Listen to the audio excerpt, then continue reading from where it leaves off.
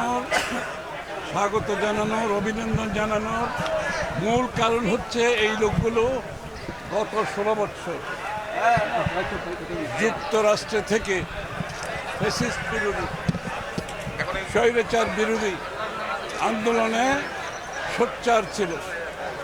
তারা হোয়াইট হাউসের সামনে, তারা ক্যাপিটাল হিলে, তারা ওয়ার্ল্ড ব্যাংকের সামনে স্বৈরাচার শেখ হাসিনার বিরুদ্ধে লড়েছেন, তার সম্মুখীন হয়েছেন, তার সামনে গিয়ে প্রতিবাদ করেছেন, তার সামনে দাঁড়িয়ে স্লোগান দিয়েছেন এবং এদের বিরুদ্ধে দেশের এদের আত্মীয় স্বজন সহ এদের সকলের আত্মীয় স্বজনের বিরুদ্ধে মামলা আছে, এদের পরিবারের বিরুদ্ধে মামলা আছে, এদের অনেকে ব্যবসা হারিয়েছে, চাকরি হারিয়েছে, এদের পরিবারের অনেক লোক জীবনও দিয়েছে।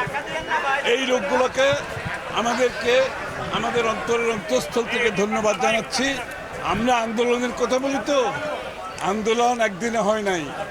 এই আন্দোলন কত 15-16 বছরের কত লোকের যে ত্যাগ শিকার, সেটা অনেকে ভুলে যায়।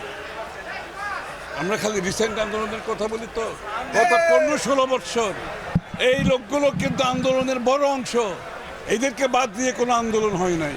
এরা যুক্তরাষ্ট্র সরকারের উপর চাপ সৃষ্টি করেছে, যুক্তরাষ্ট্রের সরকারের আইন প্রণেতাদের উপর, কংগ্রেসম্যান, সিনেটর, এদের উপর চাপ সৃষ্টি করেছে, যুক্তরাষ্ট্রের বিভিন্ন সংস্থাগুলোর উপর চাপ সৃষ্টি করেছে।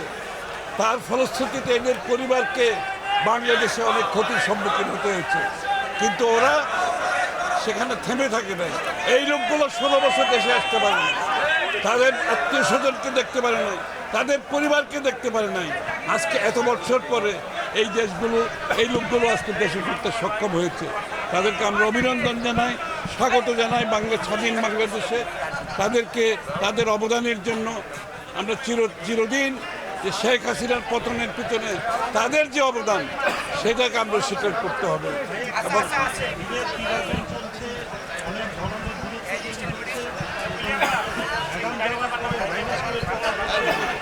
এগুলো আলোচনার বিষয় না।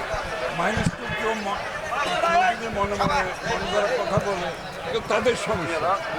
বাংলাদেশ আজকে যেখানে দাঁড়িয়ে আছে, বাংলাদেশ জাতীয়তাবাদী দল আজকে যেখানে দাঁড়িয়েছে, সবচেয়ে জনপ্রিয় দল, সবচেয়ে জনপ্রিয় নেত্রী, সবচেয়ে জনপ্রিয় নেতা তারেক রহমান আজকে বাংলাদেশ তাদের অপেক্ষায় আছে, থাকবে।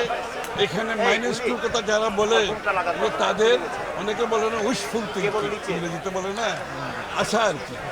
ওই আশা জীবনে পূরণ হবে না। ওইটা এরশাদ পারে নাই, ওইটা 111 পারে নাই। আর এখন তো বিএনপি আজকে তার চেয়ে অনেক বেশি শক্তিশালী দল। বিএনপি ত্যাগ করে একটি পরিণত শক্তিশালী দল, সবচেয়ে শক্তিশালী দলে পরিণত হয়েছে আজকে বাংলাদেশ। সুতরাং ওই সমস্ত মন গড়ার কথা বলার, ওগুলোর উত্তর দেওয়ার আমি কোনো প্রয়োজনীয়তা মনে করি না। গণতন্ত্র প্রতিষ্ঠা হতেই হবে নির্বাচনের মাধ্যমে। প্রথম ধাপ নির্বাচন হচ্ছে প্রথম সংস্কার, এটা দিয়ে শুরু করতে হবে সংস্কার এবং গণতন্ত্রের আন্দোলন।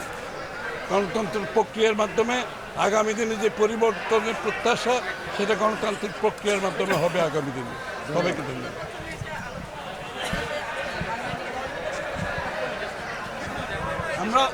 আমরাও করবো সরকারের সাথে, সরকারও আমাদের সাথে আলোচনা করবে। এটা তো আন্দোলন তো আমরা করেছি, তাই না? সুতরাং আমাদেরও তো আমাদের যে আন্দোলনের প্রেক্ষাপট, আমাদের যে আন্দোলনের অবদান, আমাদের যে আন্দোলনের ত্যাগ, এগুলো তো আমাদেরকে তৈরি করতে হবে, তাই না? সুতরাং এগুলো আমরা আমাদের পক্ষ থেকে সেটা আমাদের বিষয়টা জাতি জানে, জাতির সামনে আমাদেরও তো রেকর্ডের জন্য এগুলো রাখতে হবে আগামী দিনের জন্য, তাই না? সবাইকে ধন্যবাদ।